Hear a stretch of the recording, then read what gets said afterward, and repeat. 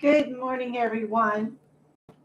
This is Becky here at Aunt Beck's Creations, and has the zoomies, so you'll hear him flying through periodically. And I just wanted to go over, I'm making little bags to give small gifts in and to create my advent calendar for someone to win. And I'll draw the name for that. I think I need to do it before Black Friday, and I've got to get busy on filling these bags, but I want to make these bags first. And so these are the larger bags. I have not sewn on them yet, but I cut this fabric at 5.5 by 12 inches. Let me show you what that is. No, these are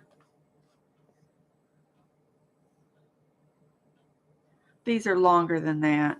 The 5.5 by 12 is for the little bags. This measures out for the larger of the bags. That's 12. Oh, I think I did these half the width of the fabric. So 12, 13, 14, 15, 16, 17, 18, 19, 20. So about 21 inches on these fabrics. So 7 inches wide by half the width of the fabric. So these I still need to do. And I'm just going to talk over how I put these together. And then I'm going to show you the small bags. And I've got to do a repair on one of the small bags because I messed up the string. Good morning to Teresa, Melanie, Ann, and Angel Rose Designs. Good morning. The first thing I do when I'm sewing the little bags is I run the short edges, this one and this one, through my serger, just so they don't run, because this is where we'll fold this down to make the casing. And then I will put them right sides together. After I've done that, I'll put these right sides together so that the tops are even. And then I'll put a pin on these. I'm going to put a pin at 1.5 inches. And then I'm just going to sew from that mark to the bottom. And actually what I do is I start at the bottom of the bag and I stop where the pin is. And then once that's sewn on both sides, then I will make a little snip into the seam, into where I sewed. I'll snip in, but not through the stitching, so that I can fold this part back and press that over just at the top. And I'll stitch that down on both sides of it. And that keeps this fabric from getting in the way of the string. And then I'll turn it right side out, fold the top edge that's been serged down to where I stopped sewing up here, and just make them match and go across. And that creates a channel with finished ends on each end for your thread to go through. And on the little bags, I use this red twine. It worked, but on the bigger bags, I'm going to use this twine like this instead, just for something different on the larger bags. Thanks for the thumbs up. So let me just show you the little bag that I've got to fix. Well, let me show you the ones I've finished already. And I've put jingle bells on them. So I've made 22 small ones. Oh, and this one's already got something in it.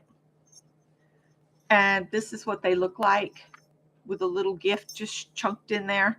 And then I've just tied it. I'm not putting it in a bow because it would be impossible to get this thread undone. That's another reason I'm switching to twine. And it holds it closed. But then the little jingle bells. And then what I can do is I can attach over where I've just did a simple tie, just one tie. I'll tie a laundry tag on there with the number on it.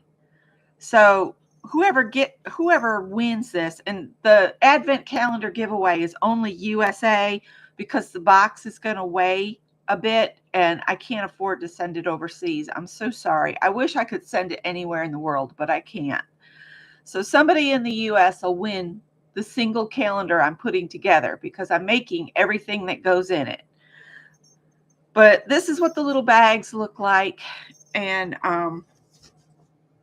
this is the one I have to fix here. So I'm going to keep that with that. I set that over there. And then I'll just show you the other bags. I did, and some of this fabric that I'm making the bags out of, I've had it for years and I'm just tired of holding on to it. So, and then whoever wins this can reuse this if they wanted to and give it to somebody else. You just fill the bags up with whatever you wanted. I will leave that up to you. Or you can just use them for your own gift giving. These, I want paying attention so the trees go the wrong way on the bag. I'm sorry about that. I figured that out for these because I had to turn everything to cut those out. So you have to pay attention to the design. Leave that. This one's got penguins. And I just cut as many bags out of the two different sizes as I could out of the fabrics. This is a lone bag on its own. And then there's more Santa bags. So these were fun to make. And you'll probably get a mix of sizes in the advent calendar because it depends on which bags, the items will fit in better. And so there's that. So that's what they look like. And this is what I've come up with. When I first came on, I told you how to put them together. So if you decide to make some, and you can change your measurements so your bags work up to be a different size, depending on what you need. You measure whatever your item is and then see how tall it is, because you want to add the two together to know how long to cut your thing. And then you would double it so you get both sides of your bag, and then you have to figure out the width. Hi, Janet Nash. So I've got to fix this one because for some reason the string broke. I'm supposed to have a long piece on either end. So I'm just going to show you how I threaded these through. I'm just going to take this off here and pull it out because I want all the bags to be the same. And I just got to get this off from here.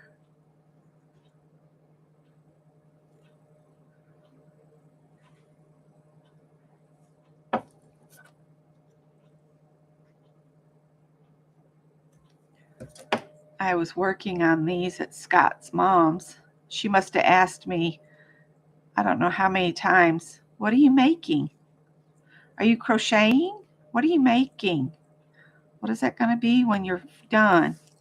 And I answered each time. All right, so I'll save that for something else. And I do have another piece already cut on here that's the right size. All right, so you'll notice I've got two ends in a bell on this side, and it's threaded through. So I want to end up like this. So you have a jingle bell on each side and the string, so you can pull both of them and it closes. So to do that, you thread this, like this one I threaded this way and came down, and then I went in this channel and brought what I'd threaded through over here back through. So both tails are on one end. So now I got to do the same thing. And if you have a bodkin, which is a long stick like this, and it's got a hook on the end, it makes your life so much easier. And this is called a bodkin. You run that through, and you can go either way as long as you end up with your tails at the same end. And I grabbed it, and then I'm just going to pull it through. See how easy that is? And now I need this tail to come and be with this one. And this one you have to be careful because you can pull what you've already done out real easy. So there's my little hook, and I'm going to grab it, not at the end. I'm going to grab it right where it is, and I'm just going to start pulling. And there you go. And then I'm going to do a single tie onto the top of the jingle bell. Oh, that was the other thing. Scott's mom kept asking me if I wanted the light on, the more lights on. And finally Scott said, "Mother, do you want more lights on?" So I threaded that through the top of the jingle bell, and I'm going to put a single tie to just hold the jingle bell in place. And then I'm going to match up the ends. This is fiddly because everything's so tiny. But you could tie anything onto the end of your strings, or you can just put a knot in the strings if you don't have anything to tie on them. I just thought the jingle bells were a happy little sound to go with the Advent calendar project.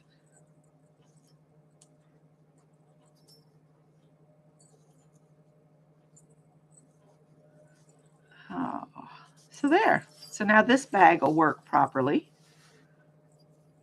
And then I would just tie it once. Just do like a flip over tie here.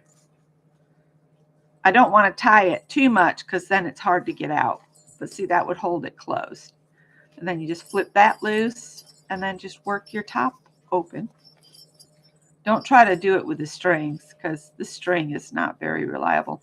And you can see where I serged that edge. That was the first thing I did, was serge that edge. And then I zigzag stitched it down. Can you see the zigzag stitch right there in green? And oh, the other thing I did, I forgot to say this, is I pinked the area that I sewed. Let me turn these wrong side out. Where I sewed the sides up, you can see the dark thread there. I just pinked it up to the point where I did the little snip, where we ended the sewing for the side. I snipped into the stitching just so I could lay those edges over and iron them, and then I stitched on the ends that you fold over right here so you have a finished edge on each side. And the pinking shears will keep that from fraying. Bodkin, Bodkin, bodkin. Not Bob, bodkin. Yeah, you can make your strings longer if you wanted to. Just keep in mind, when you pull it closed, the string gets longer then. And then you have to deal with all that loose string. But you could make them longer if you wanted them longer.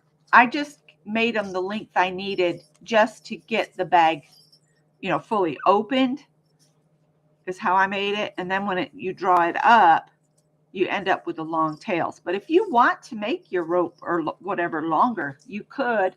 And if you're using something like a yarn or something that's more substantial, you could even tie a bow in it. It's just this thread, once you tie a knot in this like baker's twine stuff, it is so hard to get it apart. And I didn't want it to be a complete struggle to get into the little bags.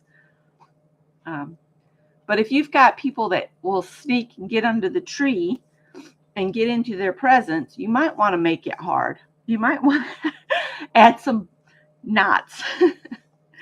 So I wanted to share those with you guys, and they turn out really cute. And this is actually one of the gifts to go in. I'm not going to show you what's in it, but it just turns out really cute. And I will attach with just like a laundry tag, the little white ones, or I might make up some new ones that are more festive.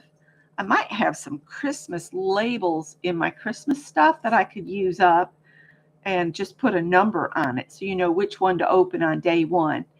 So I really don't have a lot of time to put this together, so I need to focus on putting the rest of the bags together, which is the larger bags here, and I'm going to use this twine on them. I think there should be enough here. So this is what I used on the little bags.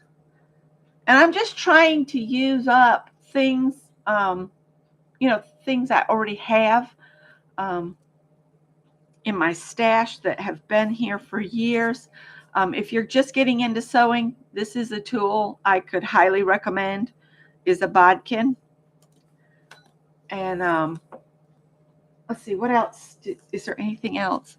I haven't sewn on anything else. All day yesterday, I worked on these little bags while Scott actually pulled the baseboards up in the front room on the area that we still have to rip the floor up.